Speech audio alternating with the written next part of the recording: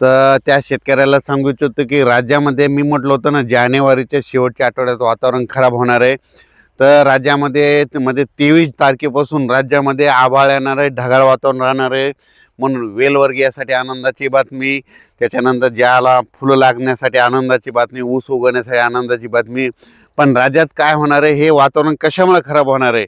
कारण की काय झालं, WD वेस्टर्न डिस्टर्ब म्हणजे पश्चिमी विक्षोभ, म्हणजे काय होणार आहे इकडं गुजरात, गुजरात, राजस्थान, हरियाणा, पंजाब, उत्तर प्रदेश, हिमाचल प्रदेश तिकडं काय होणार आहे, तिकडं वातावरण खराब होणार आहे. तिकडं म्हणजे पाऊस पडणार आहे, म्हणजे त्या राज्यामध्ये पाऊस पडणार आहे. म्हणून त्याचा असर आपल्या महाराष्ट्रामध्ये होणार आहे. म्हणून काय होणार आहे, राज्यामध्ये 26, 27, 28 तारखेच्या दरम्यान राज्यात परत एकदा वातावरण खराब होणार आहे. म्हणून हा अंदाज लक्षात यायचा. तसं तर 23 तारखेलाच म्हणजे 23 जानेवारीलाच आभाळ यायला सुरुवात होणार आहे. म्हणून हा अंदाज सर्व शेतकऱ्यांनी लक्षात घ्यायचा. राज्यातल्या सर्व शेतकऱ्याला सांगू इच्छितो की राज्यामध्ये आणखीन थंडी, आज 18, 19, 20, 21 4 दिवस थंडी आहे. पण थंडी सांगायचं झालं तर शेतकऱ्याचं थंडीबद्दल देखील फोन आले. तर ही थंडी कितपर्यंत राहणार आहे?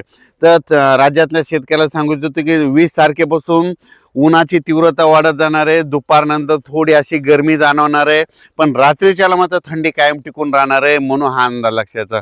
काय होणार आहे, रात्री 11 वाजता एक हवेचा झिलावा सुटल आणि 11च्या नंतर ते सकाळी 6 वाजेपर्यंत चांगली थंडी राहणार आहे. म्हणून हा अंदाज लक्षात यायचा. पण राज्यातल्या सर्व शेतकऱ्याला सांगू इच्छितो की राज्यामध्ये मात्र जानेवारीच्या शेवटच्या आठवड्यात मात्र ढगाळ वातावरण राहणार आहे. आणि सांगायचं झालं तर उत्तर प्रदेश, मध्य प्रदेश, गुजरात, राजस्थान, हरियाणा, पंजाब, हिमाचल प्रदेश, काश्मीर, जम्मू काश्मीर त्या भागामध्ये पाऊस पडणार असल्यामुळं महाराष्ट्रातल्या काही भागांना त्याचा असर होईल. त्याच्यामध्ये पूर्व विदर्भामध्ये वर्धा, नागपूर, भंडारा, गोंदिया, चंद्रपूर, अकोला, अमरावती, अकोला, यवतमाळ, नांदेड, हिंगोली, परभणी, सोलापूर ह्या पट्ट्यामध्ये काय होणार आहे की त्या वातावरणाचा म्हणजे 26-27च्या दरम्यान खूप आभाळ येईल आणि तुरळक ठिकाणी थेंब देखील येण्याचा अंदाज आहे. म्हणून हा अंदाज लक्षात यायचा. म्हणजे राज्यातल्या सर्व शेतकऱ्याला सांगू इच्छितो की जानेवारीच्या शेवटच्या आठवड्यात वातावरण खराब राहणार आहे. म्हणून हे देखील सर्व शेतकऱ्यांनी लक्षात घ्यायचं. मग जर आभाळ आलं तर राज्यामध्ये धुकं देखील राहते. आता देखील धुकं आहे. म्हणून हे सर्व शेतकऱ्यांनी लक्षात घ्यायचं. राज्यामध्ये सातारा, सांगली, सोलापूर, कोल्हापूर, पुणे, कोकणपट्टी या भागामध्ये काय होणार आहे, 21 तारखेपासूनच आभाळ यायला सुरुवात होणार आहे. म्हणून त्या शेतकऱ्यांनी आपण आपल्या फवारणीचे नियोजन करायचं. तसं महाराष्ट्रात काही भागात देखील काय होणार, जानेवारीच्या शेवटच्या आठवड्यात तुरळक भागात पाऊस देखील पडणार आहे. म्हणून हा अंदाज सर्व शेतकऱ्यांनी सतर्क म्हणून हा अंदाज देखील लक्षात घ्यायचा. निपाणी कर्नाटक, त्याच्यानंतर तेलंगणातल्या शेतकऱ्याला सांगू इच्छितो की तुमच्याकडे देखील काय होणार आहे, 26-27च्या नंतर तुमच्या भागात देखील थोडं पावसाचं वातावरण तयार होणार आहे. म्हणून तेलंगणातल्या शेतकऱ्यांनी ही देखील अंदाज लक्षात घ्यायचा. पूर्व विदर्भात देखील काय होणार आहे, मध्य प्रदेशकडे पाऊस पडत असल्यामुळं त्याचा असर पूर्व विदर्भाकडे होणार आहे.